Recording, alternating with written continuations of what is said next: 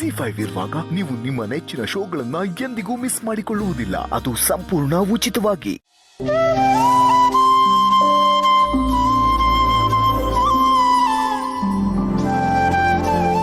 ದೇವ್ರೆ, ಮನೆಯವ್ರ ಮುಂದೆ ಧ್ವನಿ ಎತ್ತೋಕ್ಕಾಗ್ದೆ ಅವ್ರ ಕೋಪದಿಂದ ಸಂಬಂಧಗಳನ್ನ ದೂರ ಮಾಡ್ಕೊಂಡಿದ್ರು, ಅದನ್ನ ಒಂದು ಮಾಡೋಕ್ಕಾಗ್ದೆ ಒದ್ದಾಡ್ತಾ ಇದ್ದೀನಿ. ಈ ತಪ್ಪಿಗೆ ನನಗೆ ಏನ್ ಬೇಕಾದ್ರೂ ಶಿಕ್ಷೆ ಕೊಡು, ಆದ್ರೆ ನನ್ನ ಮಗನಿಗೆ ಯಾವ ತೊಂದರೆನೂ ಆಗ್ಬಾರ್ದು. ಜೀವನದಲ್ಲಿ ತುಂಬಾ ಕನಸುಗಳನ್ನ ಹೊತ್ಕೊಂಡಿದ್ದಾನೆ, ಅದೆಲ್ಲ ಈಡೇರೋ ಹಾಗೆ ಮಾಡು. ಎಲ್ಲ ಮರೆತು ಸುಖವಾಗಿರೋ ಅವನ ಜೀವನದಲ್ಲಿ ಮತ್ತೆ ಬಿರುಗಾಳಿ ಬೀಸದೇ ಇರೋ ಹಾಗೆ ಮಾಡು. ಹಾಗೆ ತವ್ರ ಮನೆಯಿಂದ ದೂರ ಆಗಿರೋ ನಮ್ಮ ಲಕ್ಷ್ಮಿನ ನಮ್ಮ ಮನೆಯವ್ರ ಜೊತೆ ಒಂದು ಮಾಡು. ಅಣ್ಣ ತಂಗಿ ಸಂಬಂಧ 100 ಕಾಲ ಗಟ್ಟಿಯಾಗಿರೋ ಹಾಗೆ ಮಾಡು. ನೀನೇ ಕಾಪಾಡಬೇಕು.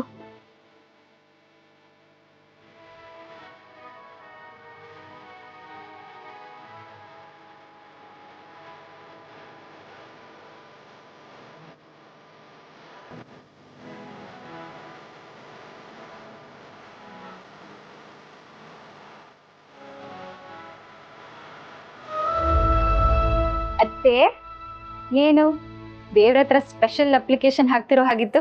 ಏನ್ ವಿಷಯ? ಹಾಗೇನಿಲ್ಲಮ್ಮ, ಸುಮ್ಮನೆ ಹಾಗೆ ಬೇಡ್ಕೊತಾ ಇದ್ದೆ. ನನಗೆ ಗೊತ್ತು ಬಿಡಿ, ನಿಮ್ ಮಗನ್ಗೆ ಬೇಗ ಮದ್ವೆ ಆಗ್ಲಿ ಅಂತ ತಾನೆ. ನಿಮ್ ಮಗನ್ ಬೇಗ ಮದ್ವೆ ಆಗೋದಕ್ಕೆ ನಾನು ಒಂದು ಗ್ರೀನ್ ಸಿಗ್ನಲ್ ಕೊಡ್ಬೇಕಲ್ವಾ? ಯಾಕಮ್ಮ, ನೀನ್ ನನ್ನ ಮಗನ್ ಮದ್ವೆ ಆಗಲ್ವಾ? ಹೇಳಿದ್ನಲ್ಲ, ನಂಗೊಂದು ಸ್ವಲ್ಪ ಟೈಮ್ ಬೇಕು, ಯೋಚನೆ ಮಾಡಿ ಹೇಳ್ತೀನಿ. ಆಯ್ತಮ್ಮ, ನಿನ್ಗೆ ಯಾವಾಗ ಹೇಳಬೇಕು ಅನ್ಸುತ್ತೋ ಆಗ ಹೇಳು.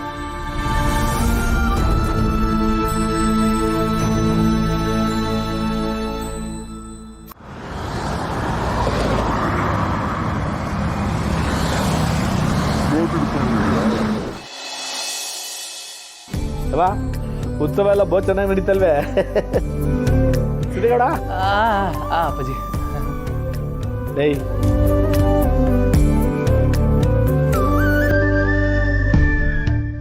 ನಮಸ್ಕಾರ ಗೌಡ್ರೆ. ಓಹೋ, ಏನ್ ಪುರೋಹಿತ್ರೆ, ಊರ್ ಮುಖಂಡರನ್ನೆಲ್ಲ ಕರ್ಕೊಂಡು ನಮ್ಮನೆ ಕಡೆಗೆ ಅಪರೂಪಕ್ಕೆ ಬಂದ್ಬಿಟ್ಟಿದ್ದೀರಾ. ಬನ್ನಿ ಕೂತ್ಕೊಳ್ಳಿ.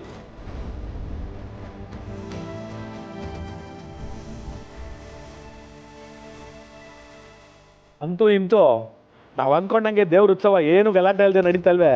ಉತ್ಸವ ಏನೋ ಚೆನ್ನಾಗಿ ನಡೀತು ಗೌಡ್ರೆ, ಆದ್ರೆ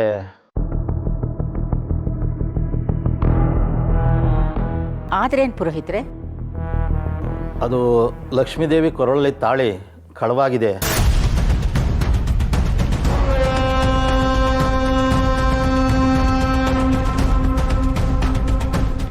ರೀ, ನಾವೆಲ್ಲ ಅಲ್ಲೇ ಇದ್ವಲ್ರಿ, ಅದ್ಯಾವಾಗ್ರಿ ಆಯ್ತು? ನಿನ್ನೆ ರಾತ್ರಿ ಆಗಿದೆ ಗೌಡ್ರೆ.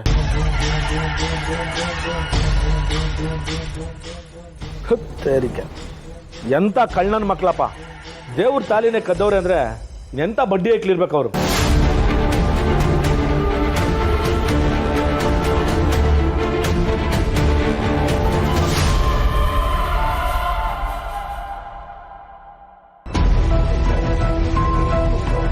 ಚೂರಾದ್ರೂ ಭಯ ಭಕ್ತಿ ಬೇಡವಾ?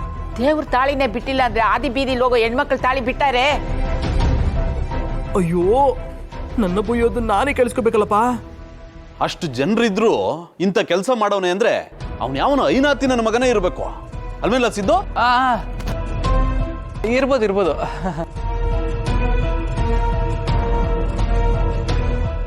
ದೇವ್ರ ತಾಳಿಗೆ ಕೈ ಹಾಕಿದನಲ್ಲ,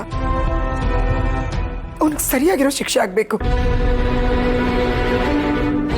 ಅಂತ ನಾ ಸುಮ್ಮನೆ ಬಿಡಕ್ಕಾಯ್ತದೆ ನಮ್ಮೇ. ದೇವಸ್ಥಾನ CCTV ತೆಗೆಸಿ ಚೆಕ್ ಮಾಡ್ಬೇಕಾಗಿತ್ತು. ಹೇಳಿದ್ದೀನಿ ಗೌಡ್ರೆ, ಎಲ್ಲ ಡೀಟೇಲ್ಸ್ ತಗೊಂಡು ಆ ಹುಡುಗನ ಇಲ್ಲಿಗೆ ಬರಕ್ಕೆ ಹೇಳಿದ್ದೀನಿ.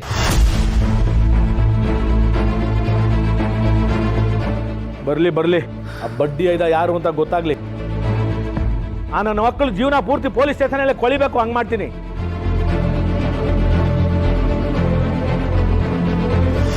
ಹೌದ್ರಿ ದಣ್ಯಾರ, ಅವ್ನು ಬರೀ ಪಾಠ ಕಲಿಸ್ಬೇಕ್ರಿ. ಹೋಗಲ್ಲ ಅಂತಾರನ್ನ ಸುಮ್ಮನೆ ಬಿಡಕ್ಕಾಯ್ತದಿಲ್ಲ.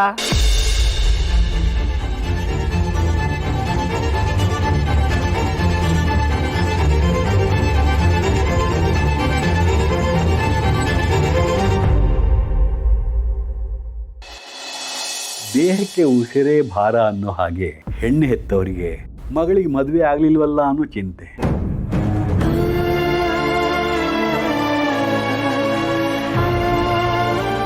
ಮದುವೆ ಆದ್ಮೇಲೆ ಮಗಳು ಹೇಗಿದ್ದಾಳೋ ಏನೋ ಅನ್ನೋ ಚಿಂತೆ.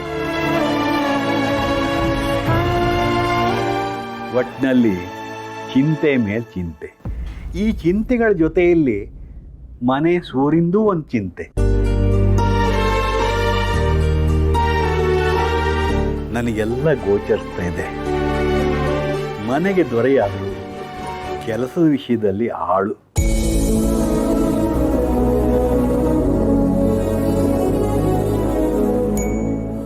ಆಳಾಗಿ ದುಡಿದರೂ ಅರಸನಾಗಿ ಬದುಕಬೇಕು ಅನ್ನೋ ಧೋರಣೆ.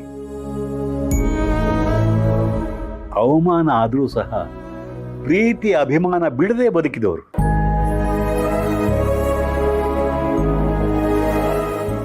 ಮನೆಯಿಂದ ಆಚೆ ಕಳಿಸಿದವರಿಗೆ ಗೃಹ ಪ್ರವೇಶಕ್ಕೆ ಆಹ್ವಾನ ನೀಡಬೇಕು ಅಂತ ಕನಸು ಕಾಣ್ತಿರೋರು.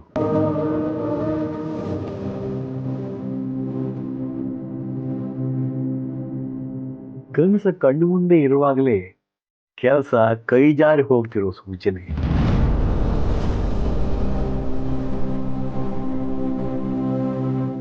ಆ ಸೂಚನೆನೇ ಮುಂದಿನ ಶುಭ ಸೂಚನೆ ಅಂತ ತಿಳ್ಕೊಳ್ಳಿ.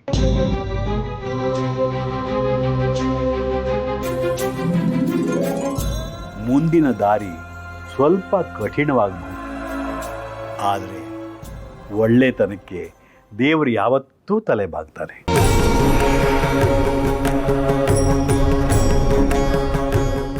ಆ ದೇವರೇ ನಿಮ್ಮ ಆಸೆ ನೆರವೇರಿಸ್ತಾನೆ. ನಿಮ್ಮ ಶ್ರಮಕ್ಕೆ ಬೆಲೆ ಉಂಟು. ಗಂಡನಿಗೆ ಶ್ರೀಲಕ್ಷ್ಮಿ, ಮನೆಗೆ ಮಹಾಲಕ್ಷ್ಮಿ, ಮಕ್ಕಳಿಗೆ ಧೈರ್ಯಲಕ್ಷ್ಮಿ.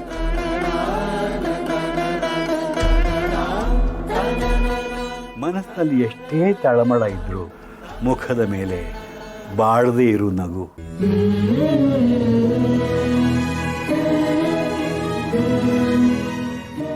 ಗಂಡನಿಗೆ ಹೆಗಲಾಗಿ ಮಕ್ಕಳಿಗೆ ಮಡಿಲಾಗಿರೋ ತಾಯಿಗೆ ಮನೆ ಒಂದ್ರದ್ದೇ ಚಿಂತೆ.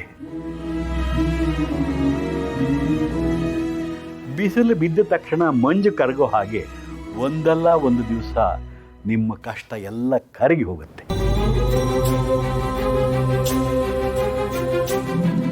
ತಾಳ್ಮೆ ನಿಮ್ಮ ಅಸ್ತ್ರವಾಗಿರಲಿ. ಕೈ ತುತ್ತು ನೀಡೋ ತಾಯಿಗೆ ಆ ಶಿವ ಯಾವತ್ತೂ ಅನ್ಯಾಯ ಮಾಡಲ್ಲ. ಮನೆಯಲ್ಲಿರೋ 3 ಹೆಣ್ಮಕ್ಳಿಗೆ ಮದುವೆ ಆದಮೇಲೆ ಸಂಕಟ ಯಾಕೆ ತಾಯಿ?